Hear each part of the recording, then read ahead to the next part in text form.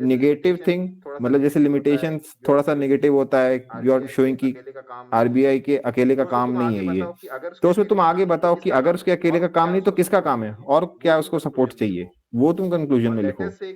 और लेटेस्ट से कि तुम अगर ऐसे इस पे लिखते हो कि monetary policy is an effective instrument in the hands of RBI for inflation control, तो तुमने पूरे में दिखाओगे कि कैसे कंट्रोल कर रहा है, और लास्ट में तुम फिर जो कंक्लूजन लिखोगे ना, तो तुम्हें थोड़ा सा उसके लिमिटेशंस दिखाना चाहिए। ठीक है, नॉट मतलब लेटेस्ट से तुम इस पे इसका इनवर्स ऐसे लिख रहे हो जिसमें तुम इसका इफेक्टिवनेस दिखा रहे हो।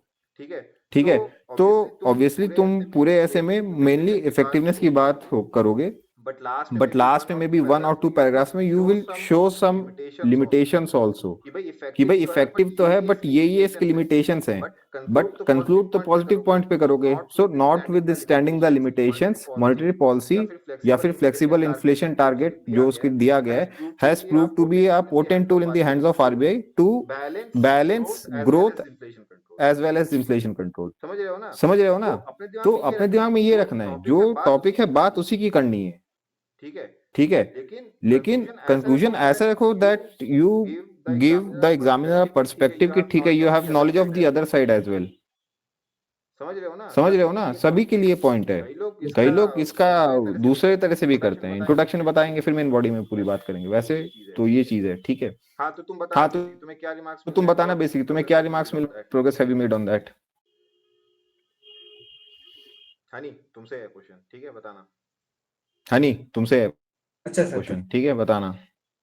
सर मुझे भी लिखा सर, अभी जो रिसेंट ऐसे था उसमें लिखा था सर कि जो मेरा ब्रॉडर एरिया है, मतलब मैं ज्यादा एक्सपेक्ट नहीं कवर कर रहा हूँ, कम कर पा रहा हूँ। और उसके अंदर सर बॉडी में जो है ज्यादा मतलब ज्यादा ब्रॉड स्पेक्ट्रम में से एनवायरनमेंट हो गया, इकोनॉमिक हो गया, या फिर कोई और एस्पेक्ट्स हो गए, उसमें मैं कवर अप नहीं कर पा रहा हूँ। मैं सिर्फ एक ही थिंग को पकड़ के उसी पे बस लिखे जा रहा हूँ। वो एक चीज गलत हो रही है सर, मुझे लग रहा है। ठीक है, आई डोंट नो क्यों। ठीक है, बाकी sir introduction I sir don't आपने know क्यों। नहीं दिया है सर, इंट्रोडक्शन वगैरह तो ठीक चल रहा है सर। बाकी सूरज तुम बताना एक बार। ठीक है, बाकी कोई और बताना चाहते हैं तो यू आर मोस्ट वेलकम। सूरज तुम बताना एक बार। बाकी कोई और खुद से भी बताना तो मोस्ट वेलकम यार, बता सकते हो। ठीक है, हाँ Yes, sir. Sir, my problem is with repetition, sir. Sir, like हाँ 6 और 7 एसेस में मेरा repetitions बहुत ज्यादा हो रहा है sir, like second and third paragraph में। And आपने बोला था कि like include more dimensions, like जैसे कि maintenance of fire, forest fire में आपने बोला था कि like add more measures in combating forest fires and all. Like last 2 assess में तो कुछ नहीं आपने remarks नहीं दिया सर। मॉनेटरी पॉलिसी का तो अच्छा लिखा था तुमने। हाँ, because they were fine enough I guess. Monetary policy का तो अच्छा लिखा था तुमने। Just a second, I will reconnect again ना, just a second, because I think Okay, sir.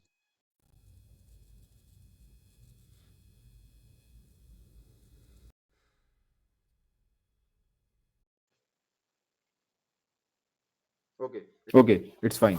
हाँ, तो बेसिकली मेरा वॉइस सारे सबको क्लियर होना चाहिए आई गेस। तो सूरज का Yes, लास्ट sir. ऐसे तो बट तुम क्या करते हो? इट वाज फाइन, बट तुम क्या करते हो बेसिकली, तुम्हारा कंटेंट कवरेज अच्छा है, सेंटेंस फॉर्मेशन ठीक है, but may be in the flow of it या फिर ज्यादा अच्छा लिखते हो, जो भी करते हो, व्हाट हैपेंस इज कि लेटर से you give something in the introduction, तुम उसको बाद में कहीं रिपीट कर दोगे, या फिर फर्स्ट पैराग्राफ की चीज लास्ट पैराग्राफ में आ जाती है। This happens because you are may B you are not planning for it, या तुम एक जो स्केलेटन में बता रहा हूँ, ठीक है, कि मेक इट ऑन पेपर कि किस पैराग्राफ में क्या पॉइंट लिख रहे हो। अगर ये काम कर लोगे तो रेपिटेशन नहीं होगा। ठीक है, because mind will work spontaneously, तुम्हें किसी भी टाइम कोई भी पॉइंट देगा। तो अगर जब तक तुमने उसको प्लान नहीं किया है तो फिर वो ये प्रॉब्लम बनी रहेगी रिपीटेशन वाली। एंड रेपिटेशन से बेसिकली देखो दो जो नेगेटिव इम्पैक्ट होते हैं रेपिटेशन के, I just tell it. Number 1 तो ये है कि it doesn't look nice, it doesn't feel nice कि भाई तुम ऑलरेडी कोई चीज बता चुके हो और फिर उसको फिर से बता रहे हो। ठीक है, सेकेंड इम्पैक्ट क्या होता है कि because you write a point which you have already written before, तो you have lesser space left for another dimension, कुछ और कवर कर सकते थे उसकी जगह पे। तो ये बहुत बड़ा इम्पैक्ट पड़ता है कि लेटर से कि वैसे भी 300 वर्ड्स का ऐसे तो यू कैन जस्ट मेंशन 5 और 6 मेन पॉइंट्स। अभी उसमें 5 और 6 में भी यू रिपीटेड 1 पॉइंट, तो दिक्कत ये आएगी ना कि effectively you are just giving 4 points to the examiner, तो स्कोर अपने आप गिर जाएगा। तो इसीलिए repetition should be avoided at all cost. ठीक है, एंड रेपिटेशन के लिस्ट फॉर्म में नहीं कि you repeat a core point and वो चीज है जो इंट्रोडक्शन और कंक्लूजन वाली बात करी, that is also a repetition. तो माइनर चीजें हैं बट वही है कि because we are operating on that level कि भाई हमें रिफाइन करना है अपने एसेस को, एंड जो भी आज वीसी में they have been attending regularly, तो ये यार ये मिस्टेक अपनी ठीक करो। शिवम यस तुमने हैंड रेस किया था, बताना।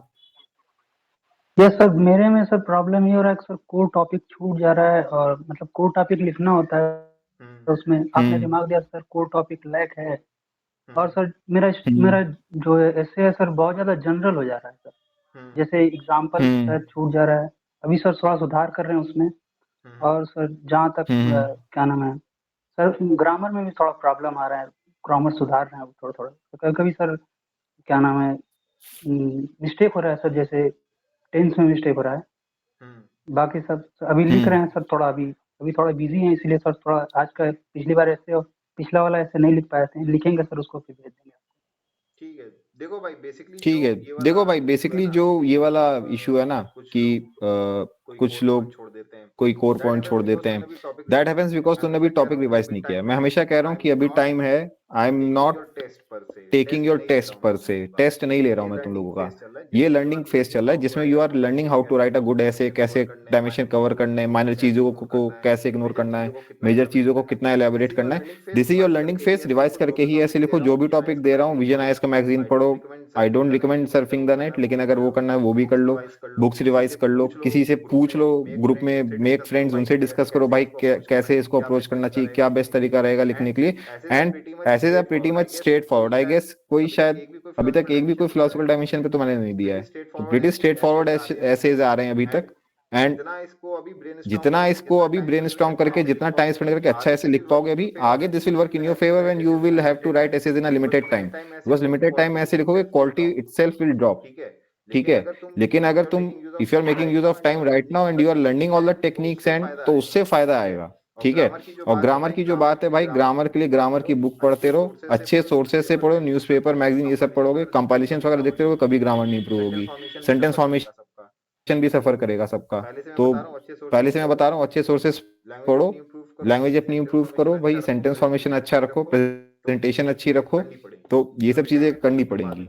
अभी टाइम में कर सकते हो, बाद में नहीं बचेगा। ठीक है, बाकी कंसिस्टेंट रहो, जो जो कंसिस्टेंट लिख रहे हैं, भले ही बहुत पुअर लिख रहे हैं, 2 मार्क्स दे रहा हूँ, 3 मार्क्स दे रहा हूँ, but gradually your quality will improve. ठीक है, आनंद यस तुमने हैंड रेस किया था, बताना।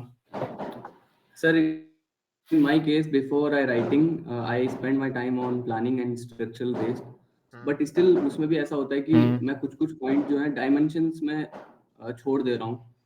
जब मैं लिखता हूँ और जब लिखने के बाद में वो पूरा ऐसे जो कंप्लीट होता है, जब मैं वापस उसको पढ़ता हूँ तब मुझे याद आता है कि यार ये तो मैंने ऐड ही नहीं किया, और जब मतलब प्लानिंग करते टाइम मैंने उसको ये ऐड ही नहीं किया था उस टाइम पे, उसके बाद में याद आता है कि यार ये छोड़ दिया। तो सर ये थोड़ा सा लैक हो रहा है, और सर वही फिर मेरे को it's not a very major issue. देखो जी सर, मेरे को रिमार्क भी वैसे ही मिल रहे हैं आपसे। देखो ये इशू तो रहेगा ही।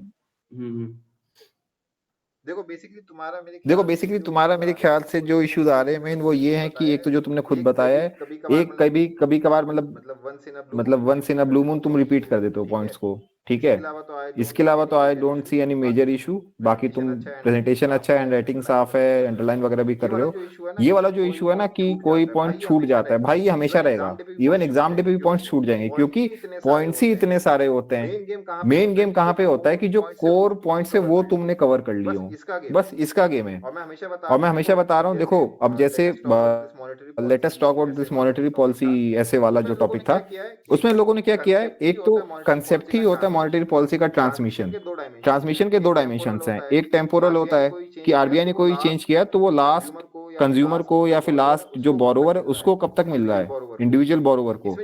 इसमें जो टाइम लगता है दिस इज टेम्पोरल डायमेंशन। दूसरा डायमेंशन होता है एक्सटेंट का, कि आरबीआई ने अगर रेट कट किया है बाय 2%, ठीक है 2% तो नहीं करते, बहुत कम बेसिस पॉइंट्स पे करते हैं, but I am just giving a hypothetical example कि अगर आरबीआई ने 2% का रेट कट किया है तो क्या बैंक्स भी उसी एक्सटेंट तक रेट करके कट करके दे रही हैं क्या? समझ रहे हो ना, ये वाला पॉइंट है। तो कई लोगों ने क्या किया हुआ है, वो पॉलिसी रेट के ट्रांसमिशन को बहुत ज्यादा डिटेल में 2-3 पैराग्राफ्स में बात कर रहे हैं, but essentially it is just a single dimension and the issue is policy rate का ट्रांसमिशन। तो इस पे you people have to spend time. तो गेम यही है कि जो कोर पॉइंट्स हैं तुम उसमें से सिमिलर पॉइंट्स को क्लब करके एक अच्छा पैराग्राफ एग्जामिनर को दो, एंड जब तुम नेक्स्ट कोई पैराग्राफ लिखते हो just move on to the second core point, उसमें जो छोटी छोटी चीजें उनको क्लब करो। ये सभी के लिए है। ठीक है, ये सभी के लिए है। और जो बेसिकली तुम बताए थे कि छूट जाती हैं चीजें, देखो माइनर पॉइंट कोई छूटता है that is not a major issue. Later से तुमने मॉनेटरी पॉलिसी ट्रांसमिशन में ये चीजें कवर कर ली हैं, बट तुम्हें फिर बाद में दिमाग में आता है कि अरे यार इसमें तो ये भी आना चाहिए था कि क्या मैकेनिज्म था ये वो सब करने, क्या एग्जाम्पल लिखने थे, not a very big issue. लेकिन एटलीस्ट 5 कोर पॉइंट्स, 5 से 6 कोर पॉइंट्स ऐसे में कवर कर रहे हो तो डोंट स्वेट मच कि कोई छोटा मोटा पॉइंट छूट गया, वो इतना सिग्निफिकेंट नहीं है। अब कोई ऐसा है जिसने मॉनेटरी पॉलिसी पे ऐसे लिखा है लिमिटेशंस पे और ये वाला कॉनंडम ही छोड़ दिया ग्रोथ वर्सेस इन्फ्लेशन वाला, अब ये बहुत बड़ा कोर पॉइंट है, तो ऑब्वियसली वहां पे दिक्कत है अगर ये कोई छोड़ता है। लेकिन किसी ने अगर लेटर से ये वाला पॉइंट छोड़ दिया कि वो आरबीआई मॉरल सुएशन से भी ट्राई करता है बट वो तो उसके लिए कोई लीगल मैकेनिज्म ही नहीं है, नॉट अ मेजर पॉइंट, उसके लिए टेंशन नहीं लेनी है। मॉरल सुएशन होता है जैसे मान लो कोई कॉन्फ्रेंस वगैरह है जिसमें आरबीआई का गवर्नर भी है एंड बैंक का चेयरमैन भी है, तो वो उसको समझाने की कोशिश करते हैं कि भाई ठीक है जनता को फायदा दो, अपना ये जो होता है मार्जिन उसको कम करके जो एनआईआई नेट इंटरेस्ट इनकम होती है उसको कम कर सकते हो, ये सब चीजें हैं। ठीक है, तो ये वाली बात है। बाकी रिपीटिशन तुम बस कम कर लो अपने ऐसे में and I think rest is fine. ठीक है आनंद भाई, शोएब तुम बताओ तुमने हैंड रेस किया है। सर मेरा वर्ड लिमिट एक्सीड कर रहा है, आपने बहुत बार कहा भाई है, मैं try because you are not counting your words. Try करके कम कैसे नहीं कर पा रहे हो भाई, स्पेंड टाइम ऑन इट ना। हमेशा 500 वर्ड्स प्लस में ऐसे दे रहे हो यार। ठीक है, बेसिकली वर्ड एक एक करके काउंट नहीं करना है, दिस इज फॉर एवरीवन जो भी ऐसे लिख रहा है। वर्ड अपने कैसे काउंट करते हो यार कि देखो जो पेज तुम्हें एग्जाम में मिलना that has a fixed size, इसका साइज फिक्स रहेगा। What you can do is कि इनिशियली तुम 2-3 एसेज में जस्ट काउंट की लेटर से 10 लाइंस लिखते हो, 10 लाइंस में कितने वर्ड्स लिख रहे हो, just find the average number of words you right in 1 line. उसके बाद तुम ये काउंट कर सकते हो कि तुम एक पेज में कितनी लाइंस लिखते हो, तो तुम्हें एक आइडिया लग जाएगा कि ठीक है अगर मैं पूरा पेज लिख रहा हूँ तो I write approx 170-180 words, 2 pages में मेरा 360 वर्ड्स आता है, तो okay I have to write in 1 full page and 3/4 of a page. सब लोग अपना अपना ऐसा ऐसा निकाल लो, एग्जैक्ट काउंट तो नहीं करोगे कि हाँ भाई 1 2 3 4 करके 300 तक जा रहे हो हमेशा। तो अब तुम्हें आइडिया लग जाना चाहिए कि ठीक है अगर मैं इंट्रोडक्शन लिख रहा हूँ 50 वर्ड से ज्यादा का नहीं लिखना है, तो अगर मान लो किसी कोई एक आदमी है जो भाई मतलब कोई भी एस्पिरेंट है जो एक लाइन में लेटर से ही राइट 7 वर्ड्स, तो just right a introduction of 7 to 8 lines and that's it. वो प्रैक्टिस कर करके आ जाएगा। एंड सेम अपने पैराग्राफ्स में भी लेंथ रखोगे 7 to 8 लाइन, 7 to 8 लाइंस का एक पैराग्राफ लिखता हूँ। अब शोएब क्या करता है, पूरे एक एक पेज का इंट्रोडक्शन देगा, एक पेज का कंक्लूजन देगा, सिविल सर्विसेज वाले ऐसे लिखने में लगा हुआ है। तो this will work to your detriment, क्योंकि वहां पे फिक्स्ड स्पेस रहता है। तुम अगर इतना लंबा लिख दोगे जगह खत्म हो जाएगी, तो ऑब्वियसली दूसरे क्वेश्चन के अंदर नहीं घुसा के लिख पाओगे ऐसे, और नेगेटिव मार्किंग भी होगी अगर इतने वर्ड्स एक्सीड करोगे। So this is for everyone, start counting your words. और वो बता दिया मैंने 10-12 लाइन में काउंट कर लो कितने वर्ड्स लिख रहे हो, काउंट कर लो एक पेज में कितने वर्ड्स आते हैं, पेज वाइज अपनी लेंथ जज कर लो कि ठीक है 1.5 पेज लिखना है, 2 पेजेस लिखना है या कितना लिखना है, उसके हिसाब से ऐसे लिखो, रैंडमली नहीं कि जब जहां तक अच्छा लग रहा है लिखते जा रहे हैं विदाउट एनी डिसिप्लिन और सेल्फ कंट्रोल। सबके लिए ये पॉइंट है। अरुणिमा तुम बताना सूरज से, अरुणिमा तुम बताना कि what are the remarks and क्या प्रोग्रेस चल रहा है उस पे। देखो ये तो this is just a point for me. मैंने सबको बोला था कि अपने पास्ट एसेस पढ़ के आना। So the remarks I am giving are my evaluation of your essays. तुमने खुद अपने एसेस पढ़े होंगे सभी ने, तो तुम्हारा खुद का भी कोई एक व्यू पॉइंट बना होगा रिगार्डिंग योर ओन राइटअप्स, तो मुझे वो भी I want to know that also कि तुमने खुद अपने राइटअप्स में क्या पाया हुआ है। बताना Arunima. Am I audible, sir? Yes, you are audible. Yes, you are audible. Hello. So, वही repetition वाला point I have repeated many essays. थोड़ा बहुत point repeat हो जाता है, तो उसी के regarding I tried कि core points को पहले cover कर दूँ, फिर जो बचा रहता है तो I tried to improve, but last essay में भी थोड़ा repetition हो गया था।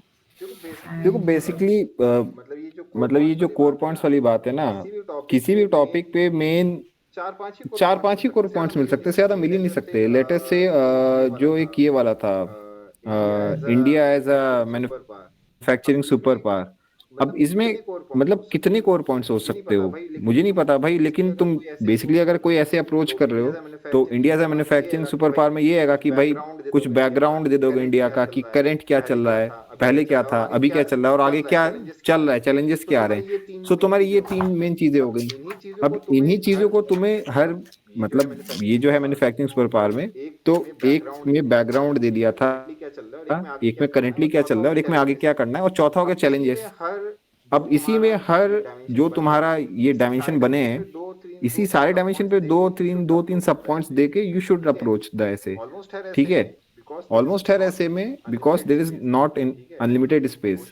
ठीक है, तो कोशिश ये करो कि कोर डायमेंशंस को कवर करके उनको हाई मतलब थोड़ा सा इलेबोरेट करो। एग्जांपल्स तुम लिख ही रहे हो so that is fine, and example से मुझे याद है, I just tell one thing, कई लोग क्या करें एक ही चीज पे दो तीन एग्जांपल दे रहे हैं। डायमेंशन उनका छोटा होता है, उस पे एक लाइन लिखेंगे and then they will write 5 lines in the examples. भाई एग्जांपल्स इसलिए होते हैं सो दैट जो तुम एक थ्योरेटिकल चीज बता रहे हो एग्जामिनर को, you are able to demonstrate a real world example of that. ठीक है, अब इसका मतलब ये नहीं कि भाई तुमने अच्छे से पढ़ा हुआ था, तुम्हें 4-5 एग्जांपल याद, फिर तुमने सारी नॉलेज वहां दिखा दी अपनी। ऐसा मत करो, एक डायमेंशन पे just give one example and that is sufficient. अब लेटर से अगर वायलेंस अगेंस्ट वुमेन की बात हो रही है तो जो हीनियस क्राइम्स हैं, मर्डर, रेप, डाउरी, ये सब, भाई तुमने अगर एक भी स्टैटिस्टिक दे दी एग्जामिनर को जिसमें लेटर से रेप का तुमने दिखा दिया है, दैट इज सफिशिएंट। अब उसी एग्जांपल में कंटिन्यू तुम पहले रेप का स्टैटिस्टिक्स दे रहे हो, फिर मर्डर्स के दे रहे हो, फिर डोमेस्टिक वायलेंस के दे रहे हो, that does not work in your favour. जब तुम एक नया डायमेंशन देते हो तब उसको इलेबोरेट करने के लिए then mention some other example. This is for everyone, ऐसा नहीं कि वो मैं अभी से 1-to-1 बात कर रहा हूँ तो उसके लिए, दिस इज फॉर, बहुत लोग ये काम कर रहे हैं। ठीक है, तो just make a note of it कि एक डायमेंशन में एक ही एग्जांपल दो अच्छा कोई, और रेलेवेंट होना चाहिए। ये मैंने पहले भी बताया है, रैंडम चीजें आ जाती हैं, ये सब मत करना। ठीक है, और बताओ रंजमा क्या लगा तुम्हें अपने एसेस में, और क्या शॉर्ट कमिंग्स है? एक तो तुमने रिपीटेशन का बताया। हाँ यस सर, और एक आई फाउंड कि when I try to include quote in my introduction तो मेरा वो फ्लो नहीं बन पाता, मतलब उस कोट के चक्कर में मतलब I concentrate on the quote very much, तो वो बहुत ज़्यादा अप एंड डाउन हो जाता है in the body, main body part. तो I try to neglect the quote for a while, फिर लाइक आगे के केसेस में I will try to include quotes. अभी के लिए I am not including the quotes. देखो पहला तो maintain I just make it clear, quotes are not mandatory.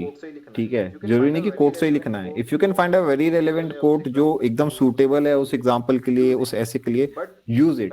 But पहले भी मैंने बताया हुआ है कि उसको इलेबोरेट मत कर लो, बिकॉज लोग क्या करते हैं, पहले कोट लिखते हैं अच्छा सा, फिर उसको इलेबोरेट करते हैं एक पैराग्राफ में, उसके बाद they come on to introduction. Just note one thing, even if you do not write any code, there is no issue. You can always use some data, you can define things. There are several ways to give a good introduction. But code use करना बस तब जब number one it strikes in your brain as relevant, number two that is apt for the essay you are writing. ऐसा नहीं जैसे मैंने last time बताया था कि ऐसा नहीं कि कोई कोड तुम्हें रिमोटली रेलेवेंट था, तुमने पहले वो लिखा फिर उसका कनेक्शन दिखाया, then you are starting with the topic. Write the quote and directly start with the topic. ठीक है, ये बहुत जरूरी है। तो don't force yourself to use quotes. अगर तुम्हें कोड आ रहा है अच्छे से दिमाग में, उसको यूज कर लो, नहीं आ रहा है just leave it, think of some other way. But अगर नेचुरली आता है, मतलब let us say you have remembered a lot of codes, तुम्हें याद है, you have made a notebook and then तुमको याद आ रहा है, use it, totally use it. ठीक है, कोई दिक्कत नहीं है, फोर्स नहीं करना है इसको कि कोड से ही स्टार्ट करूंगा। A lot of people are doing the same mistake, तो उन सभी के लिए पॉइंट है। ठीक है, और कोई पॉइंट तुम्हें लग रहा है? सर अभी तो मतलब आई डोंट नो कहाँ और मिस्टेक हो रहे हैं, अभी और एनालाइज करना है। ठीक है, ओके। लेकिन तुम बताओ यार। नहीं ठीक है फाइन, मतलब मेनली एक और चीज है कि बहुत सारे पॉइंट्स ऑफ इंप्रूवमेंट एक साथ इनकलकेट मत करो। जहां पे तुम्हें एक अपना मेन इशू दिख रहा है उसको रेक्टिफाई करो। When you have rectified that, जब मैं वो रिमार्क में देना बंद करता हूँ, then move on to the second mistake, तब उसको रेक्टिफाई करने की कोशिश करो।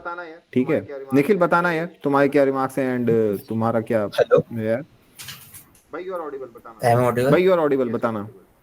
Yes you are audible. Sir mistake तो हर जगह हो रही है। स्टार्टिंग में इंट्रोडक्शन की बहुत प्रॉब्लम थी, तो फिर वो वोकैबुलरी की सबसे ज्यादा प्रॉब्लम है सर। जो स्टैंडर्ड वोकैबुलरी रहती ना, वो प्रॉपर नहीं आ रही, मतलब टॉपिक के हिसाब से, तो वो रीडिंग थोड़ी कम हो रही सर। जो फिर है ना, जब डायमेंशन ज्यादा एडिट होने लगे ना डायमेंशंस, तो फिर एग्जांपल कम होने लग गए।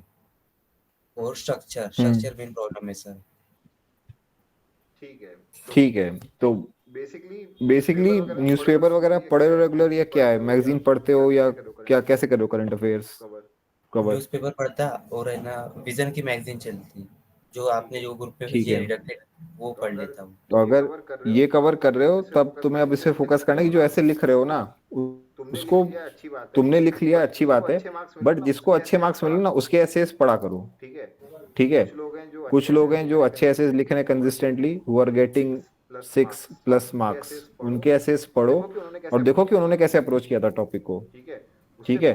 उससे बहुत ज्यादा फायदा होगा, बिकॉज उनके है ना थोड़े मेन इशू। एडवांस, हाँ बताना। उनके थोड़े एडवांस लग रहे, जो आनंद का था और वर्षा और 2-3 गर्ल्स का, बॉयज का, ये थोड़े एडवांस लग रहे थे। और जो मेरा फ्लो था राइटिंग वो थोड़ा बेसिक लग रहा था। वो मेन एक प्रॉब्लम है, वो स्ट्रक्चर के रिलेटेड हो ठीक गया। है भाई, देखो एडवांस नहीं है, मतलब no one is using very difficult to understand words या बहुत ज्यादा फ्लॉरी लैंग्वेज, कोई ऐसा नहीं कर रहा है। Everyone is writing very simple essays और अच्छे लिख रहे हैं। तो बस तुम्हें क्या करना है, जो तुमने खुद लिखा था ना उसको रिफ्रेश करके देखो एक बार, कि चलो तुमने एक अच्छा पॉइंट लिखा था मान लो, तो उसको और कैसे बेटर दिखा सकते थे। इतना अगर तुम कर रहे हो एक्सरसाइज तो वो टाइम साथ इम्प्रूव हो जाएगा। और बाकी ऐसे इसको प्लान करके ही लिखना, तो धीरे धीरे अपने आप इम्प्रूव होता जाएगा, ठीक है? ज्यादा उस पर सोचना नहीं है कि कैसे इम्प्रूव होगा, वो लिखते लिखते इम्प्रूव होगा, गिवन दैट कि तुम उसको टाइम दे रहे हो, ठीक है? Okay sir.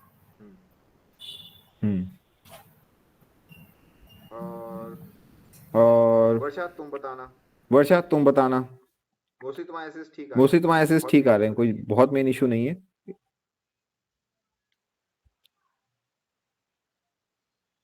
सर मुझे पहले लग रहा था कि मैं ठीक नहीं लिख रही हूँ, लेकिन फिर उसके बाद आपके रिमार्क्स के अकॉर्डिंग मैंने थोड़ा इम्प्रूव किया, जैसे ग्रामर और सेंटेंस फॉर्मेशन। तो ठीक है, तुम्हारा बेसिकली एक इशू जो मुझे लग रहा है, मतलब तुम्हारा या ऋतु का, दोनों का ही हो सकता है। सिमिलर पॉइंट्स को ना क्लब करना स्टार्ट करो।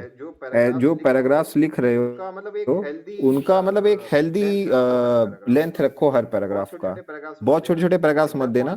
सिमिलर पॉइंट्स लग रहे हैं, यू आर मतलब you both are making good points, अच्छा लिख रहे हो, बट आई डोंट नो किसका था यार, मुझे अभी याद नहीं आ रहा है। तो बस क्या करना है, लेट अस से कि तुम एक कोर पॉइंट है, उसमें तुमने एक सब पॉइंट लिखा, फिर तुम दूसरे सब पॉइंट को दूसरे पैराग्राफ में लिख रहे हो।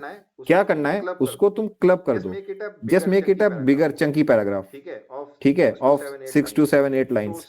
तो उससे क्या होगा कि जो सेम चीजें, सिमिलर चीजें, दे आर टुगेदर एंड वो ओवरऑल उस एक सिंगल डायमेंशन को अच्छे से इलेबोरेट करती हैं। तो ये वाला हो जाएगा, ठीक है? और ऋतु तुम बताना, तुम्हें क्या रिमार्क्स दे रहा हूँ एंड क्या इम्प्रूवमेंट का स्कोप था? तुम्हें वॉइस नहीं आ रही है।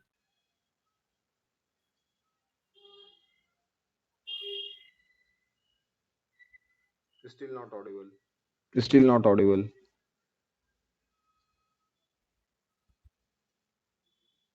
केवल मुझे ही नहीं आ रही है, सभी को नहीं आ रही है? केवल मुझे ही नहीं आ रही है, सभी को नहीं आ रही है? नहीं आ रही सर। नहीं आ रही सर। ठीक है, हाँ नहीं आ रही, ठीक है, नो इश्यूज। नहीं आ रही, ठीक है, कोई दिक्कत नहीं। नहीं आ रही, ठीक है, कोई दिक्कत नहीं है, और किसी को कवर कर लेते हैं। हर्ष भाई तुम बताओ। Yes sir. सर एसेस तो सही जा रहे हैं सर, थोड़ा बहुत हो जाता है आगे पीछे, तो सर इतना टेंशन लेता नहीं हूँ सर, वो तो हो जाता है सर। तो बस यही है, ठीक ज़्यादा है, मेरा ये अप्रोच रहता है कि सर ऐसे आता है तो उसको जिसके बारे में पता होता है तो उसके बारे में थोड़े से पॉइंट्स देख लेता हूँ मैं, कि ये एक्चुअल में पॉइंट्स क्या क्या हैं, तो उसको साइड में एक एक पॉइंट्स, जैसे कि वर्डिंग कर ली उसकी, स्क्रिबल कर लिया थोड़ा सा कि हाँ ये लिख सकते हैं। उसके बाद सर अपनी नॉलेज, जैसे कि इसमें लास्ट वाले ऐसे में था तो मृणाल सर के वीडियोस देखे थे काफ़ी सारे, तो उसमें वही यूएसए के बारे में बताया था, तो आगे पीछे करके वो भी लिखा था मैंने।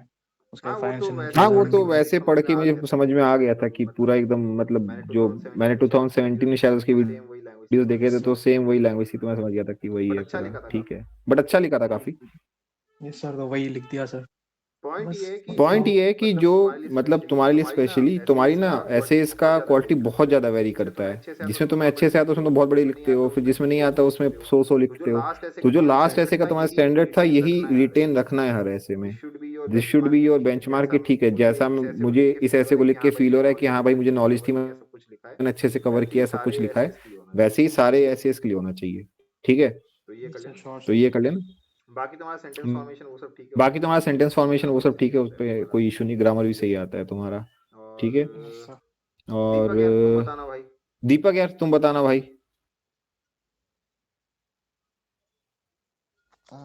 सर वो रेलेवेंसी और सेंटेंस फॉर्मेशन और ग्रामर सर थोड़ा भाई बेसिकली तुम क्या करते हो? भाई बेसिकली तुम क्या करते हो? हाँ बताना सर। अगर मैं कर दूंगा जहाँ तक लग रहा है ग्रामर। भाई हाँ सर। भाई तुम्हारा वॉइस पूरा ब्रेक हो रहा था, तुम्हारा वॉइस पूरा ब्रेक हो रहा था, बट मैं बता देता हूँ। देखो पहले तो तुम ग्रामर अपना सही करो, ठीक है, क्योंकि अगर सही पॉइंट भी लिखोगे बट ग्रामर खराब है तो वो ऐसे अच्छा नहीं आ पाता है। तो नंबर 1 पे तो ग्रामर पे काम कर लो। नंबर 2 पे क्या है, कई बार तुम सही पॉइंट लिखते हो लेकिन तुम टॉपिक ढंग से नहीं पढ़ते हो। अभी मैंने टॉपिक दिया था आरबीआई का और तुम उसमें फेड लिख के आ रहे हो। अब फेड तो यूएस का है, it doesn't make any sense. तो नंबर 1 पे ग्रामर ठीक करो, नंबर 2 पे मतलब तुम्हें बहुत बेसिक लेवल से भी स्टार्ट करना पड़ेगा। तो नंबर 1 पे ग्रामर एंड नंबर 2 पे तुम पहले टॉपिक को समझना स्टार्ट करो। ठीक है, जब टॉपिक समझ लिया उसके बाद थोड़ा सा उसको स्टडी करके अटेम्प्ट करना। ठीक है, तो अपने आप टाइम के साथ इंप्रूव होता जाएगा। बट रेगुलर लिख रहे हो तो ये बहुत अच्छी बात है, लिखते रहना ऐसे ही। ठीक है, ठीक। और कौन कोई है भाई जो खुद बताना चाहता है? मैं बच गया हूँ, मुझे भी बताना है कि मैं कितना बड़ा। भाई आलोक तुम बताओ, तुम बड़े सूब में हो, क्या चल रहा है तुम्हारा?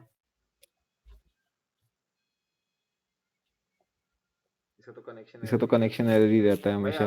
भाई आलोक आवाज आ रही है या कनेक्शन एरर है तुम्हारा, क्या है? हाँ हेलो हेलो हेलो, मेरी आवाज आ रही है? यस आ रही है भाई। वीडियो ऑन मत करना, आवाज चली जाएगी। बताओ। Good evening sir. भाई गुड इवनिंग। भाई गुड इवनिंग। सर मेरा मेन तो उसका रहता है थोड़ा मेरा ब्रेविटी और सर वर्बोसिटी का थोड़ा इशू रहता है। मैं कई बारी बहुत सारे वर्ड्स ले लेता हूँ सिंगल आइडिया को एक्सप्लेन करने के लिए, तो उसका मेन रहता है सर इशू। तो उसके लिए मैं ये कर रहा हूँ कि एक तो प्रैक्टिस कर रहा हूँ, दूसरा जो भी ऐसे वर्ड्स दिखते हैं या फिर जो बड़े फ्रेजेस है उनके लिए कोई सिंगल वर्ड अगर मुझे दिखता है तो मैं उसको नोट डाउन कर लेता हूँ और अगली बार फिर यूज करने की कोशिश करता हूँ। ठीक है, तो यही है सर अभी। तो बेसिकली जो मुझे इशू लग रहा है ना, तुम्हारा भी क्या है कि अच्छे ऐसे बहुत अच्छे आते हैं और एवरेज ऐसे एवरेज हो जाते हैं, मतलब they are below par. And definitely you can write better क्योंकि तुमको नॉलेज है। तो पॉइंट ये है कि मतलब जैसे कोई ऐसे इस तरह से आता है ना कि which you do not know so well, या फिर तुम्हें लग रहा है कि इतना अच्छा नहीं जा रहा है, किसी के साथ डिस्कस कर लिया करो पहले। ठीक है, क्योंकि अभी जो लोग रेगुलर लिख रहे हैं उनकी क्वालिटी इंप्रूव होती जा रही है, तुम्हारी भी क्वालिटी इंप्रूव हो रही है। बट अभी हमें और क्या काम करना है, सभी के लिए पॉइंट दे रहा हूं मैं, बिकॉज अब ऐसा नहीं है कि भाई मैं जो रिमार्क दे रहा हूँ केवल वही इश्यूज हो सकते हैं। कुछ चीजें ऐसी रहती हैं कि जो कोई और इंक्लूड करता है कोई और छोड़ देता है। तो एक बार may be you can pair up किसी के साथ या फिर कर ही रहे होगे कई लोग। तो बस जो ऐसे इस टाइप का लग रहा है ना जिसपे यू फील लाइक कि नहीं इस पे आई am not feeling confident that I can write a very good ऐसे, और ये खुद पता चल जाता है कि मुझे कितने अच्छे से आता है कितने अच्छे से नहीं आता है। तो जब कोई ऐसा ऐसे फेस करते हो जिसमें यू फील नहीं इतना अच्छा नहीं लिख पाऊंगा, डिस्कस कर लो किसी के साथ और तब लिखो। डिस्कस करके लिखोगे तो obviously it will at least be 25% better than what you would have written alone, and वो सेकंड गाय को भी हेल्प हो जाएगा। ठीक है, और डिस्कस करने का मतलब ये नहीं है कि बस पॉइंट पूछ डाले कि भाई क्या लिखें, मतलब थोड़ा सा डिस्कस करना है कि इंट्रोडक्शन कैसे लिखना है, क्या बेटर तरीका है, कोई डेटा अच्छा दे सकते हैं या इसको डिफाइन कर दें अब कई लोगों ने क्या किया कि अच्छा मतलब ये जो लास्ट ऐसे था उसको अच्छे से किया है कि भाई उन्होंने पहले मॉनेटरी पॉलिसी को थोड़ा सा डिफाइन कर दिया है, देन उन्होंने बता दिया कि क्या क्या चीजें इंपैक्ट होती हैं, तब ऐसे का स्टार्ट किया है। कई लोगों ने सिंपली बस डेफिनेशन देके स्टार्ट कर दिया है, तो उसमें तुम पूछ सकते मतलब just discuss with the other guy कि भाई ठीक है कैसे अच्छा इंट्रोडक्शन लिख सकते हैं, क्या कोड लिख सकते हैं क्या। कई लोगों ने कोड दिया है बहुत बढ़िया, फिर उसके बाद इंट्रो लिखा है, तो ऐसी बात डिस्कस कर लो मेजर पॉइंट्स क्या लिखने हैं, कोई डायमेंशन जो तुमसे छूट रहा है या फिर कोई ऐसी अननेसेसरी या इररिलेवेंट चीज थी जो तुम्हें रेलेवेंट लग रही थी, तो वो तुम्हें दिखाएगा ना कि नहीं भाई ये तो इसलिए रेलेवेंट नहीं है। तो अभी इस स्टेज पे हो कि मतलब find some like minded person and उसके साथ डिस्कस करके अपने ग्रुप में मिल जाएंगे। सभी के लिए बोल रहा हूँ भाई ये काम स्टार्ट कर दो, ठीक है। अगर ये काम करने लग जाओगे तो फिर क्या होगा कि वो एग्जाम तक इट विल मतलब become sort of a positive reinforcement cycle, तो वो फायदा करेगी बाद में, ठीक है। तो ये है भाई। जी सर, मुझे वो इश्यू आता हाँ। है कि जब मैं मतलब सोचता हूँ कि बहुत बढ़िया ऐसे लिखूं या फिर बहुत सब कुछ लिख दूं, तो फिर मुझे बार बार सर दिमाग में वो हंच आ जाता है कि रुक जाता हूँ, इतना तो जरूरत भी नहीं है, या फिर कि अरे ठीक है ना हो गया, इतने में तो वहाँ टाइम ही नहीं मिलेगा। सर ये वाला थॉट बार बार ही बहुत बेहतर लिखने से मना कर देता है खुद को।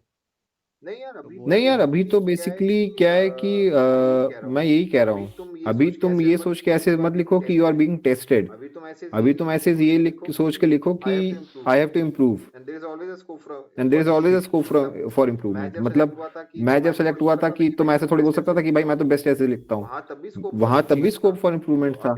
तो अभी सबका माइंड जो एक माइंडसेट होना चाहिए जो अभी हम प्रैक्टिस कर रहे हैं, should be of improvement. Number 1 पे लर्निंग था, नंबर 2 पे इम्प्रूवमेंट है। जो भी ऐसे रेगुलर लिख रहे हैं they are getting 5+ that means basics ठीक है तुम्हारे।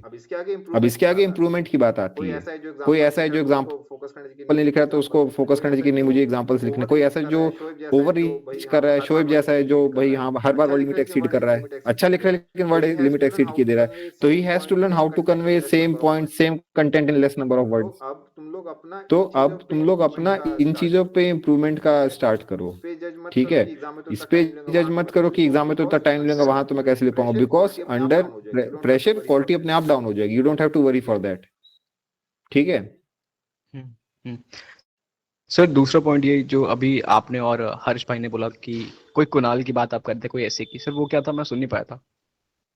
वो ये बात हो रही थी बेसिकली हर्ष ने मृणाल की वीडियोस देख लिए होंगे, तो वो ये कह रहा था कि उसने देखे हुए थे तो उसको अच्छी नॉलेज थी एंड देन उसने हाँ मृणाल की वीडियोस, यस कुणाल पता नहीं क्यों बोल रहे, मृणाल की वीडियोस देखे थे। तो मैं उससे वही कहता कि वो उसके ऐसे पढ़ के लग गया था कि उसने उसी के पॉइंट्स लिखे, क्योंकि सेम चीज मैंने भी पहले देखी हुई थी, तो ये बात हो रही थी, ठीक है। ठीक तो आई गेस कोई भाई है जो बच गया है, कोई बताना चाहता है कि खुद से he wants kind of confession कि हाँ भाई ये इम्प्रूवमेंट मुझे करना है, ये रिमार्क्स मिलते हैं। नहीं बचा है तो फिर आई जस्ट यू नो अभी वो स्क्रीन, हाँ सूरज बताना, सूरज एंड आनंद बताओ यार सूरज। Sir, what is the best approach to like collect numerical and statistical data for essays? क्या भाई मैं समझ नहीं पाया, बहुत जल्दी बोल दिया तुमने। नहीं मतलब statistical और economical data कैसे collect करेंगे for essays? Like NCRB report हो गया आपका, economic surveys हो गया। देखो I got your point। देखो बेसिकली क्या है, डेटा के पीछे नहीं भागना है, मतलब just make a point of it. जैसे अभी ग्रुप में किसी ने आई गेस इकोनॉमिक सर्वे का समरी शेयर किया हुआ था एंड उसमें बस डेटा भरा हुआ है, चलो भाई आलोक को हैप्पी बर्थडे। उस तो पॉइंट इज, अरे डिस्ट्रैक्ट मत करो यार बीच में, ठीक है। तो पॉइंट इज कि देखो इफ यू चेस डेटा, ठीक है, फ्लड है डेटा का, पूरा इतना फ्लड है ना कि वो you won't be able to retain it.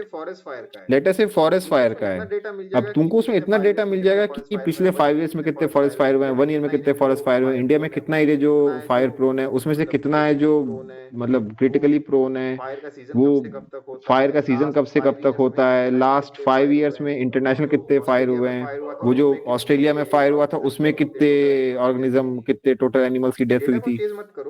Data को चेज मत करो, कुछ चीजें ऐसे जैसे लेटर से कि तुम बार बार न्यूज़पेपर पे कोई टॉपिक देख रहे हो, ठीक है, एंड वो टॉपिक दोबारा से विजन आईएएस में आएगा, तो एक तुम्हारा अपने आप एक मेंटल जजमेंट बन जाता है कि this is important and there is some figure which is recurring again and again, ठीक है।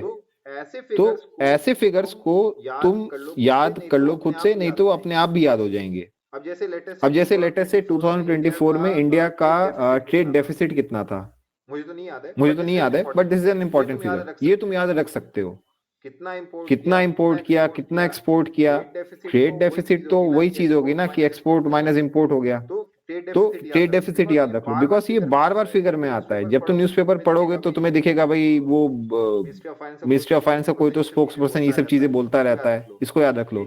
इंडिया का रिन्यूएबल एनर्जी टारगेट कितने का है, इतना गीगावाट बाय 2030, ये टारगेट याद रख लो।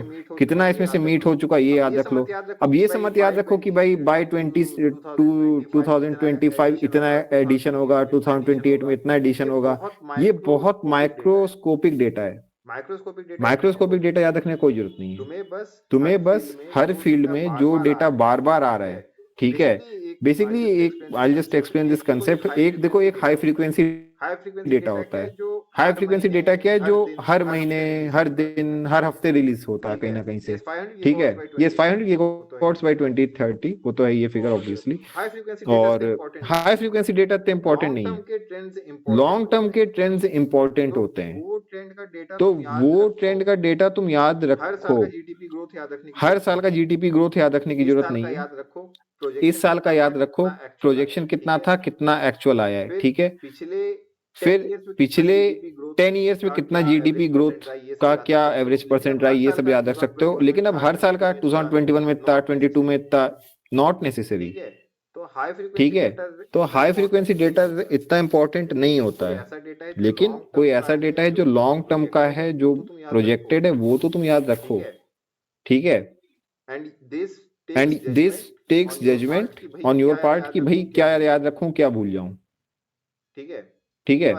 ये वाली बात है। जैसे एग्जांपल देता हूं, ये जब बेसिकली आई गेस फेम के बाद कौन सी स्कीम आई थी, फेम 1 फेम 2 नया कौन सा आया था, उसका नाम भूल गया, मुझे रिमाइंड कराया कोई, क्या नाम था, ई ड्राइव, ठीक है, पीएम ई ड्राइव। अब तुम पीएम ई ड्राइव पढ़ोगे, उसमें बहुत सारा डेटा है, इतने चार्जर्स बाई इस साल, इतने चार्जर्स बाई इस साल, इतना लाख का एलोकेशन, ये वो भाई इंपॉर्टेंट नहीं है। टोटल बजट आउटले याद रख लो, कितना उसको एलोकेट किया गया है, उसका फाइनल टारगेट क्या है, समझ रहे हो। बस ये सब चीज याद रखो, बीच का माइक्रोस्कोपिक डेटा छोड़ देना है, कोई फायदा नहीं। High frequency microscopic data just ignore it, ठीक है। एंड देयर इज नो वे कि इतना याद रख पाओगे। सेम गोज फॉर ऐसे जो लॉन्ग टर्म का डेटा याद है, उसको यूज कर लो, एंड उसी से एग्जांपल अच्छे आ जाते हैं, इलैबोरेट हो जाते हैं, ठीक है। Yes sir, thank you. Anand भाई तुम हाँ ठीक है, हाँ समझ आनंद बताना यार। सर एक ये डिलेमा में रहते हैं कि जैसे कि जब भी न्यूज़पेपर रीडिंग करते हैं या फिर विजन आईएएस को रीड करते हैं, तो उनमें काफी अच्छी खासी वोकेबलरी देखने को मिलती है। और सर हाँ, मैंने मतलब सीडीएस के लिए भी इंग्लिश अच्छे से प्रिपेयर किया हुआ है, तो उसमें भी अच्छा खासा वोकैब पूछता वो। तो सर मेरे पास एक अच्छी खासी लिस्ट है, मतलब मैंने अच्छे खासे वोकैबलरी याद कर रखे हैं। तो वो क्या सर मैं कॉम्प्लेक्स जो वोकैबलरी अपने एसे में भी यूज कर सकता हूँ क्या, मतलब काफी ऐसे शोकेस करने के लिए यार ऐसे, देखो, या फिर नॉर्मली रहने दूँ? I'll just give it explain with the example। जहाँ पे नेचुरल है ना, वहाँ पे डोंट होल्ड योरसेल्फ बैक, वहाँ पे यूज कर लो। बट अब तुम्हारे पूरे ऐसे में बस वही वर्ड्स दिख रहे हैं बार बार, एंड उस लैंग्वेज सिंपल की जगह language is getting complicated, jargon ज्यादा लग रहा है, then it becomes a problem. Naturally अगर है, इफ यू हैव दैट कि ठीक है, तुम मल्टीपल वर्ड्स के लिए, जैसे भी आलोक बात कर रहा था, मल्टीपल वर्ड्स के लिए एक सिंगल वर्ड यूज कर सकते हो, और जो उस सिचुएशन एंड कॉन्टेक्स्ट में अप्रोप्रिएट वर्ड है तुम उसको यूज कर सकते हो। बी श्योर विद इट, करो भाई, कोई दिक्कत नहीं, तो अच्छी बात है। बट एक वो फोर्स वाला अटेम्प्ट ना लगे कि वो एग्जामिनर को पढ़ के लग रहा है ये तो जबरदस्ती यहाँ घुसा दिया है, बस अपनी वोकैबुलरी दिखाना चाह रहा है। It will work out to your detriment, ठीक है। ओके सर, तो ये कर लेना। एंड मतलब जैसे लेटेस्ट से कि मैं जैसे बोलता हूँ ये चीज कि भाई अब कोई ऐसा है जो पूरी तरह से, मतलब कई लोग हैं जो आई एम वेरी टायर्ड बोलते हैं। अब आई एम वेरी टायर्ड के लिए एग्जॉस्टेड लिख सकते हो, आई एम एग्जॉस्टेड। कोई ऐसा घर है जो बहुत टाइम से जिसमें टूट फूट है, मरम्मत नहीं हुई है, तो ब्रोकन हाउस, ऑब्वियसली हाउस के लिए ब्रोकन है, डिलैपिडेटेड यूज करते हो, वो वर्ड यूज कर लो।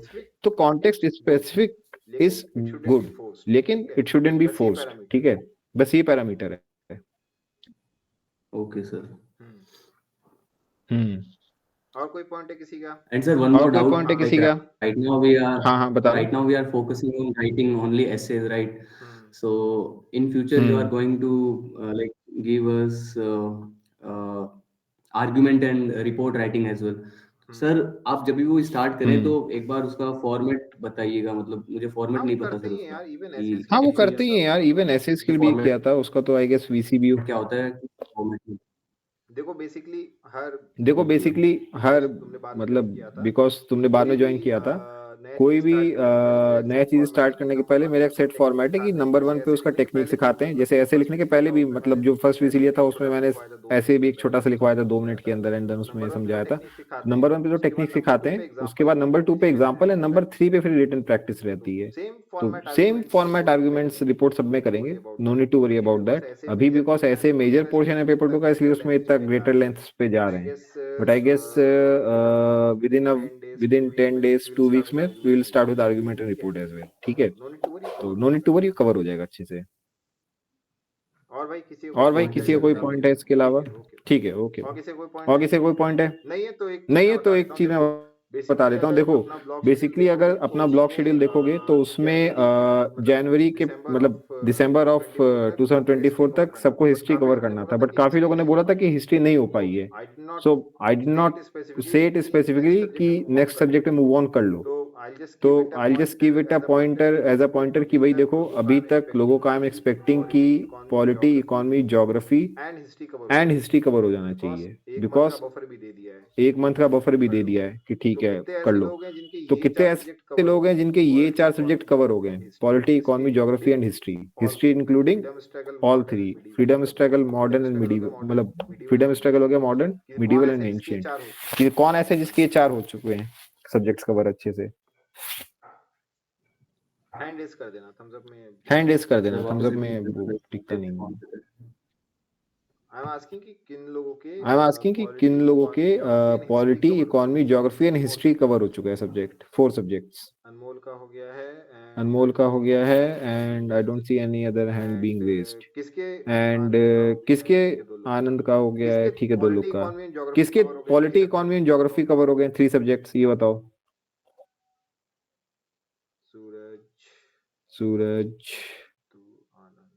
तू आनंद, शोएब। भाई नहीं है तो कर लो, बिकॉज अगर ये 3 भी नहीं हो पाए then you are in dire straits, भाई दिक्कत हो जाएगी। तो let us keep the buffer till Feb end, लेकिन भाई फेब एंड तक ये 4 सब्जेक्ट्स कर लो। कौन कौन है जो फेब एंड तक ये 4 सब्जेक्ट्स कंप्लीट कर लेंगे? Polity, economy, geography and history. कितने लोग हैं जो कॉन्फिडेंटली बोलते हैं कि हम कर लेंगे? अभी भी लोग बचे हुए हैं भाई, कर लो यार, क्योंकि फिर पोर्शन छूट रहा है। अभी भी हमारा साइंस बचा हुआ है, मैथ्स बचा हुआ है, इंटरनल सिक्योरिटी बचा हुआ है। ये सब कब करोगे? अभी नहीं हो पाया तो ठीक है। आई डोंट नो कि यू पीपल आर गोफिंग अराउंड और व्हाट, लेकिन सफिशिएंट टाइम था यार स्टार्ट से, ठीक है। तो अभी फेब एंड का टाइम ले लो and just cover these 4 subjects, क्योंकि फिर वो पेपर वन में यू विल सफर अगर नहीं हो पाएगा। अभी तो बस एक सब्जेक्ट का मैं टेस्ट ले रहा हूँ, अगर लेटर से एक फुल लेंथ मॉक रखेंगे देन मार्क्स गिर जाएंगे। मॉक्स में अच्छा कर रहे हो आप लोग, दैट इज गुड। पॉलिटी में दोनों में अच्छा किया है, एंड रीजन इज बिकॉज क्योंकि वो सारे स्टैटिक वाले क्वेश्चंस ही हैं, मोस्टली फ्रॉम पीवाईक्यूज ही हैं सब। लेकिन पॉइंट ये है कि यार सब्जेक्ट कवरेज तो अपना सफिशिएंट रखो, एंड कोई अगर समवन से इसकी सर ऐसे भी लिखना है, रिवाइज भी करना है, तो ऑब्वियसली प्रिपरेशन इज हार्ड, भाई वो हार्ड ही रहेगी प्रिपरेशन। तो अभी क्या करो कि जो 4 सब्जेक्ट बता रहा हूँ, polity, economy, geography and history, Feb and is environment important. भाई ऑब्वियसली इंपॉर्टेंट है यार, लेटर से 2 मार्क्स का 2 क्वेश्चन ही आ जाए पेपर 1 में, and you miss your cut off by 3 marks, तो बाद में यू विल बी सैड कि काश इन्वायरमेंट पढ़ लेता। लीव नथिंग, स्टडी एवरीथिंग भाई, ये तो जरूरी है। ठीक है, इन सब चक्करों में मत आना कि वो सर उसका तो ऐसी सिलेक्शन हो गया तो बिना पढ़े, ये सब चक्कर में मत पड़ो, बिकॉज टाइम है सफिशिएंट। तो जब टाइम रहता है तो सब कुछ पढ़ के जाओ। एग्जाम के 1 महीने पहले if you ask me sir is environment important, I will say नहीं भाई मत पढ़ो, अभी तो टाइम है, अभी पढ़ो उसको, ठीक है। तो अभी पॉइंट इज कि ये 4 सब्जेक्ट्स कवर कर लो, then we will start with other subjects as well. Maths बचा हुआ है, पूरा साइंस बचा हुआ है एंड ये सब चीजें, तो उसको कब करोगे भाई, ठीक है, सब लोग कर लो अभी से। बाकी ओवरऑल किसके मतलब लेट अस अज्यूम कि ये 4 सब्जेक्ट्स नहीं बट अदर सब्जेक्ट्स किसके हो गए हैं, एटलीस्ट 3 सब्जेक्ट्स किसने किसने कवर कर लिए अभी तक, मैथ साइंस कुछ भी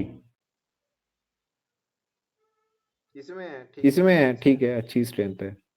चलो बढ़िया यार, ये कर लेना। अभी क्या है, briefly I just discuss the essays, मतलब 2-2 मिनट में कर लेता हूँ। If you feel you have to note down something तो उसको कर लेना, ठीक है।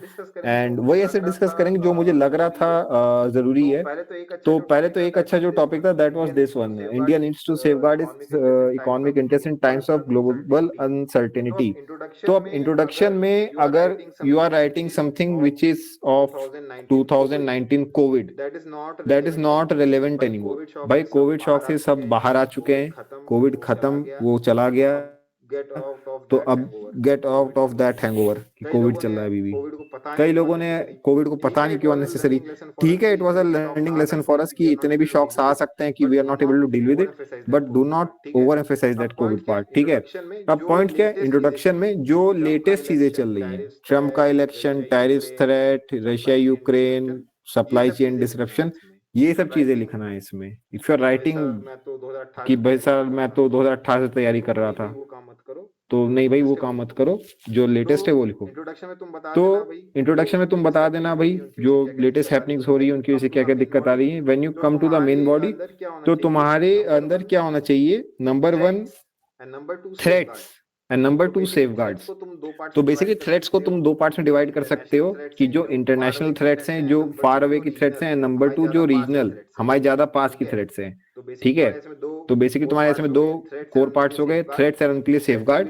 थ्रेट में भी तुम्हारे 2 पार्ट्स हो गए, नंबर 1 इज जो इंटरनेशनल थ्रेट्स है, नंबर 2 जो रीजनल है। तो जो इंटरनेशनल थ्रेट्स उनकी बात कर लो भाई कि रशिया यूक्रेन वॉर हुआ, उसकी वजह से जो ग्लोबल सप्लाई चेन थी ये डिसरप्ट हो गई, एनर्जी का क्राइसिस जो चल रहा था, फिर उसकी वजह ये वाली बात हो गई, इसमें फिर तुम ऑयल वगैरह लिख देना। उसके बाद सेकंड तुम बात कर लेना कि जो क्रिटिकल मिनरल्स हैं, सेमीकंडक्टर्स हैं, भाई आजकल जो पूरे चल रहा है कि भाई ईवी चाहिए, ये चाहिए, वो चाहिए, लैपटॉप्स का इंपोर्ट, वो सब, this is all because of critical minerals and semiconductors. इससे पूरा चाइना का मोनोपोली है, ठीक है, नियरली 60% और समथिंग, वो जो मैंने इकोनॉमिक सर्वे के आर्टिकल शेयर किया उसमें पढ़ लेना, बहुत डिटेल में अच्छे से दिया हुआ है, पूरा चाइना के डोमिनेशन है, इसकी वजह से दिक्कत है, इस पे थोड़ी बात कर लेना। फिर इसके बाद भाई थोड़ा सा जो अभी यूएस में ट्रम्प आया है इसकी बात करना कि भाई इमिग्रेशन पॉलिसीज, अब जैसे वो कह रहे हैं हम सबको वापस भेज देंगे, तो इंडिया का रेमिटेंस भी गिर जाएगा, इस पे बात कर सकते हो। फिर अब क्या है कि अगर टैरिफ्स होते हैं तो नंबर 1 तो डिपोर्टेशन वाला हो गया, माइग्रेशन वगैरह। सेकंड आता है कि अगर टैरिफ्स बढ़ते हैं तो your cost will also increase. तो इसकी वजह से क्या है, if your exports are threatened, cost will go up. इनकी वजह से दिक्कत आ सकती है कि जो हमारी आईटी इंडस्ट्री वगैरह है, जो एक्सपोर्ट बेस्ड इंडस्ट्री है, एंड यूएस तो सबसे बड़ा मतलब इंडिया से सामान यूएस में ही जाता है, तो वो भी दिक्कत आएगी, इसकी बात कर लेना। फिर एक चीज बात आ सकती है कि जो एक तो इंडिया की इंटरनल पॉलिसी है और फिर एक्सटर्नल पॉलिसी चेंजेस हो रहे हैं, जो ये सब बातें हो रही हैं, this is in the domain of external policy changes. इसकी वजह से क्या हो रहा है, there is impact on multilateral agencies, उनकी डिसीजन मेकिंग पे इम्पैक्ट पड़ रहा है, जो ट्रेड नेगोशिएशन वगैरह हो रही है उसकी बात करना थोड़ा कि इसकी वजह से भी थ्रेट रहता है। तो जो इंटरनेशनल थ्रेट्स थी उनमें ये सब आ गया। रीजनल में अब बात कर लेना इन सब चीजों की जो बांग्लादेश में हो रहा है कि भाई अब देखो, केवल ऐसा नहीं कि बांग्लादेश में दिक्कत हुई तो उसकी वजह से इंडिया को क्या क्या दिक्कत है, बहुत डायमेंशंस हैं उसके। नंबर 1 पे तो जैसे क्या है कि बांग्लादेश में जो भी हुआ, इंडियन कंपनीज ने भी इन्वेस्ट कर रखा है वहां पे, जैसे ये जो आदित्य बिरला की ये सारी कंपनी है, पीटर इंग्लैंड वगैरह, वो भाई वो वहां से गारमेंट्स मैन्युफैक्चर करवाती हैं और फिर उनको एक्सपोर्ट भी करती इंडिया में बेचती हैं, तो डायरेक्टली उनका इन्वेस्टमेंट, हाँ अडानी इलेक्ट्रिसिटी का जो पावर जाता था उसके ड्यूज पे नहीं कर रहे हैं वो लोग, ये भी दिक्कत है। तो इन सबको कवर करो कि इसकी वजह से भी थ्रेट हो रहा है। और फिर सेकंड क्या है कि जो डायरेक्ट चीजें कि जो भी इंस्टेबिलिटी रीजन में हो रही है उसका फॉल आउट, इलीगल माइग्रेशन, ये सब की बात कर सकते हो। ठीक है, इसकी वजह से भी इंडिया की इकोनॉमी हैम्पर हो रही है, but it is very necessary कि इसमें restrict yourself to the economic dimensions, ठीक है।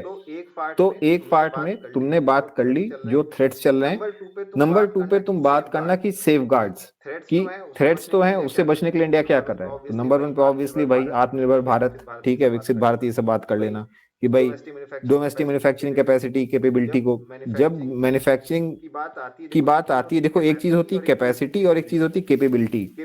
कैपेबिलिटी क्या होती है कि क्या हम ये बना सकते हैं, और कैपेसिटी होती है कि हम कितना बना सकते हैं। जैसे समवन जस्ट टेल मी, क्या इसरो जियो स्टेशनरी सैटेलाइट लॉन्च कर पाता है?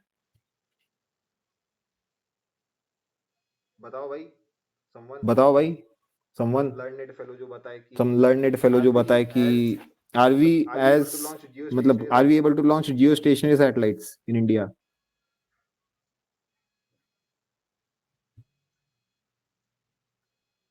चलो अच्छा, which brings me to some other question, कितने तरह की सैटेलाइट्स होती हैं, कौन बताएगा? ये श्री तू बताना। माइक ऑफ है, माइक ऑन कर लेना। माइक ऑफ है, माइक ऑन कर लेना। या वॉइस नहीं आ रही है तुम्हारी अभी भी सेम इशू। कोई बात नहीं, डोंट बी डिसअपॉइंटेड, अगली वीसी में तुम बता देना अच्छे आंसर, ठीक है। और कौन बताएगा? आनंद तुम बताओ भाई, कितने सैटेलाइट्स किस मतलब डिपेंडिंग ऑन ड्यूरेशन किस टाइप की हो सकते हैं। देखो सैटेलाइट्स का क्लासिफिकेशन हजारों तरह से हो सकता है, artificial, natural. I am asking on basis of their duration of rotation, ठीक है, रेवोल्यूशन की कितने टाइम में अपना रेवोल्यूशन कंप्लीट करती है। भाई दो ही होती है, एक जियो स्टेशनरी और एक जियो सिंक्रोनस, ठीक है। अभी जियो स्टेशनरी सैटेलाइट्स क्या होती है, ये कौन बताएगा?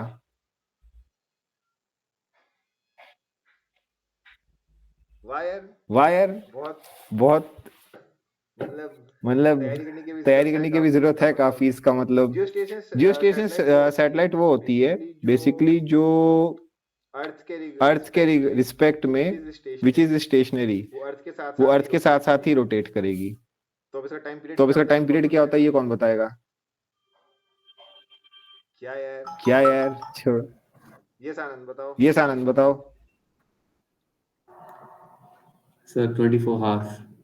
यस एग्जैक्टली, क्योंकि अर्थ के साथ रोटेट करेगी, अर्थ के हिसाब से स्टेशनरी है। सेकंड होती है जियो सिंक्रोनस, जो obviously it won't have a time period of 24 hours जो भी है, बट ये करती क्या है कि ये मतलब एक फिक्स इंटरवल पे एक जगह से पास करती है।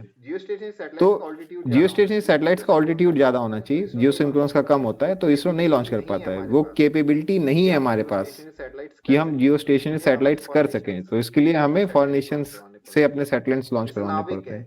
जैसे नाविक है, नाविक क्या है, ये कौन बताएगा? इसमें तो हैंड रेज करो, व्हाट इज नाविक? NAVIC। Sir it is India's developed own GPS. पहले फुल फॉर्म बताओ इसका। जीपीएस सिस्टम, वायर नहीं, नाविक का फुल फॉर्म बताओ पहले। सर नाविक का full form something navigation system. क्या बता रहे हो भाई सूरज? सर नेविगेशन कुछ था sir. Yes sir, navigation. Why you guys are utterly lacking in preparation? Oh my god. ठीक है, नाविक is navigation with Indian constellation. It is a collection of satellites जो कि जियो पोजिशनिंग को यूज करेंगे। देखो जीपीएस मत बोलो, जीपीएस यूएस का सिस्टम है, ग्लोनास रशिया का है, ठीक है। तो इफ यू से इट इज अ जीपीएस, तो भाई इट इज नॉट जीपीएस ना, जीपीएस तो यूएस का है, नाविक इंडियन है, ठीक है। तो पढ़ लो इसको। आज तुम लोग का वीसी के बाद ये होमवर्क, मैं हर बार सोने के लिए बोलता था, आज मत सोना, आज जाना सैटेलाइट्स के बारे में पढ़ना, ठीक है। सैटेलाइट कितने तरह की होती हैं, एनसीईआरटी में भी मिल जाएगा। नाविक क्या है, जीपीएस क्या है, ग्लोनास क्या है, लर्न दिस टॉपिक टुडे। थोड़ा सा इसरो की कैपेबिलिटीज में भी पढ़ लो भाई, हम क्या कर पाते हैं क्या नहीं कर पाते हैं। माय पॉइंट वाज मैन्युफैक्चरिंग में देयर इज अ कैपेबिलिटी कि हम क्या क्या मैन्युफैक्चर कर सकते हैं, देयर इज अ कैपेसिटी हम उस चीज को कितना मैन्युफैक्चर कर सकते हैं। बहुत सारी चीजों की मैन्युफैक्चरिंग कैपेबिलिटी इंडिया के पास नहीं है, काफी सारी चीजों की है। और जहां पे अब ये से क्रिटिकल उसकी बात हो रही थी, क्रिटिकल मिनरल्स की, तो चाइना की मोनोपोली कर रखी है, तो उसको बात कर लेना। Coming back to our essays, because you people were not able to answer my questions, I am high disappointed, बहुत खराब। ठीक है, तो पहले पॉइंट तो तुम्हारा हो गया भाई आत्मनिर्भर भारत। सेकंड है कि India is benefiting from China plus one strategy. अब चाइना प्लस वन स्ट्रेटजी क्या है भाई? ऑब्वियसली जो ग्लोबल कंपनीज हैं उन्होंने अपना मैन्युफैक्चरिंग चाइना में कॉन्सेंट्रेट कर लिया था, जिसकी वजह से उनको दिक्कत आई है during the this covid crisis and aftermath. तो उनको दिखा कि भाई हमने we have put all our baskets in the same, all our eggs in the same basket, उसकी वजह से प्रॉब्लम आ रही है। तो obviously China plus one strategy में India is being developed as alternative manufacturing base for these companies. तो अभी तुम देखते होगे आईफोन से मैन्युफैक्चर हो रहा है, इस फॉक्सकॉन, ये सब कंपनीज जो हमने कभी सुनी नहीं थी, ये सब इंडिया में आने लग गई हैं। तो this is China plus one. फिर आता है diversification of supply chains, procuring lower price raw materials. ये क्या है? बेसिकली रशिया पे सैंक्शंस लगाए, तो इंडिया ने क्या किया भाई? रशिया का तेल कोई खरीद नहीं रहा था, सस्ता हो गया, तो इंडिया ने बोला भाई हम ले लेंगे। This is diversification of supply chain. जहां से पहले हम इतना सारा तेल नहीं इंपोर्ट करते थे टू मतलब preserve our currency to have a lower import bill, हम ये काम करने लग गए। एंड यहाँ पे इंडिया की डिप्लोमेसी ने हेल्प की कि भले ही हम रशिया से खरीदने में लगे हुए थे, बट डायरेक्टली इंडिया को इस चीज के लिए थ्रेटन नहीं किया गया है। ठीक है, मतलब यूएस चाहता तो इंडिया पे भी सैंक्शन कर सकता था, बट वो तो डिप्लोमेसी का प्ले है कि हमें कोई ऐसे काम किसी ने हमारा एडवर्स नहीं किया गया। ठीक है, उसके बाद फोरेक्स के पॉइंट लिख लेना कि भाई आरबीआई ने इतना रिजर्व कर रखा है, तो कोई भी शॉक आता है इस टाइप का तो उसको आरबीआई ओपन मार्केट ऑपरेशन करके एब्जॉर्ब कर सकता है कि भाई वो हमारे पास आ गया है। प्लस मल्टीलेटरल एंगेजमेंट्स वगैरह की बात कर लेना कि मान लो किसी देश के साथ हमारा कोई पंगा फंसा तो हम दूसरे देश को एंगेज करके उसके साथ काम कर सकते हैं। तो मल्टीलेटरल एंगेजमेंट्स है, बायलेटरल एंगेजमेंट्स है, इन सब का भी हम फायदा उठाते हैं। तो ये चीज आ गई। इस ऐसे में अगर तुमने ये सारी बातें कर ली हैं, you are able to define कि टॉपिक था तुम्हारा India needs to safeguard its economic interest in times of global uncertainty. तो इंट्रोडक्शन में जस्ट टेल कि भाई हर नेशन अपने इकोनॉमिक इंटरेस्ट को सेफगार्ड करता है, ग्लोबल अनसर्टेनिटी का टाइम चल रहा है। बेसिकली इसको अगर तुम इकोनॉमिक सर्वे वाला पढ़ोगे, आई थिंक उन्होंने बोला हुआ है इसको जियो इकोनॉमिक फ्रेगमेंटेशन बोला हुआ है, समथिंग लाइक अलोंग, मतलब वो ये बोलते हैं कि ग्लोबलाइजेशन का टाइम खत्म हो चुका है, this is an era of global geo economic fragmentation. अगर ये तुम एग्जैक्ट लिख के आते हो तो बहुत अच्छा इंट्रोडक्शन है। तब उसमें तुम आगे बात कर लो नंबर 1 थ्रेट्स की, थ्रेट्स में 2 पार्ट हो गए, देन सेफगार्ड्स की, सेफगार्ड्स में 4-5 पॉइंट्स थे जो मैंने बता दिए। एंड जस्ट कंक्लूड की जो इकोनॉमिक का मतलब इंडिया का इकोनॉमिक इंटरेस्ट है, this is closely tied to our diplomatic और ये सब interest, and as a nation overall हमने काफी डेफ्टली मैनेज किया हुआ है जो कोविड क्राइसिस का आफ्टर मैथ था। बस अगुडू ने ऐसे, तो I just conclude this VC for today. और भाई तैयारी कर लो, ये अगर नाविक नहीं बता पा रहे हो, सैटेलाइट्स नहीं बता पा रहे, दिस इज कॉमन नॉलेज। ठीक है, तो तैयारी रखो अपनी, एंड ऐसा नहीं कि सब चीजें नहीं आई होंगी, it must have gone through your eyes and you people might not have paid attention. तो ध्यान दे लो इस पे, क्योंकि ये सब दिक्कतें आती रहती हैं। नाविक की भी सैटेलाइट खराब होती है, उसको अभी इसरो का एक लॉन्च फेल हुआ था, लॉन्च नहीं फेल हुआ था, बेसिकली वो ऑर्बिट में प्लेस नहीं कर पाए थे सैटेलाइट को, and this was in the news. तो आप लोग को पता होना चाहिए था ये सब। एटॉमिक क्लॉक नाविक वो तो नाविक का एटॉमिक क्लॉक फेल हुआ था भाई, तब उन्होंने दूसरी सैटेलाइट भेजी थी उसके लिए। ठीक है जी सर, पिछले वीक की शायद लॉन्च हुआ है। कर लो तैयारी भाई, टाइम कम है। नहीं, आई एम नॉट आस्किंग एनीथिंग, अभी वीसी कंक्लूड करेंगे, बिकॉज इसके बाद you people will go and study satellites. ठीक है, चलो जाओ, डिसबैंडेड, बाय, टेक केयर। पढ़ लो भाई, टाइम कम है। ठीक है।